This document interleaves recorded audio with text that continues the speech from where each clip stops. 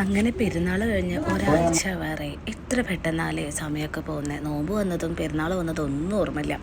ഇത്തവണ പിന്നെ കുറച്ച് സേഫ്റ്റി റൂൾസും കാര്യങ്ങളൊക്കെ ഉള്ളതുകൊണ്ട് നമ്മൾ വേറെ പ്ലാൻസ് ഒന്നും ഉണ്ടായിരുന്നില്ല. പക്ഷേ എല്ലാവരും കൂടെ കൂടുന്നതിൻ്റെ ഒരു സന്തോഷം ഉണ്ടായിരുന്നു കേട്ടോ. നമ്മുടെ കസിൻസും എല്ലാവരും കൂടെ നമ്മുടെ വീട്ടിലായിരുന്നു പെരുന്നാളിനുണ്ടായിരുന്നത്. പിന്നെ എല്ലാവരും കൂടെ ഫുഡ് കഴിക്കലും ഇരുന്ന് സംസാരിക്കലും അങ്ങനെയൊക്കെ ആയിട്ട് സമയം പെട്ടെന്ന് തന്നെ പോയി. പിന്നെ നമ്മൾ വീടിൻ്റെ ബാക്കിൽ ഒരു ഡെസേർട്ട് ഉണ്ട്, അപ്പോൾ അവിടെ പോയിട്ട് ഫോട്ടോ എടുക്കാമെന്ന് വിചാരിച്ചു. അങ്ങനെ ആ പോക്കിലുള്ള തത്രപ്പാടായി കാണുന്നത് കേട്ടോ. പിന്നെ നമ്മളെല്ലാവരും കൂടെ 2 വണ്ടിയൊക്കെ എടുത്താണ് പോയത്.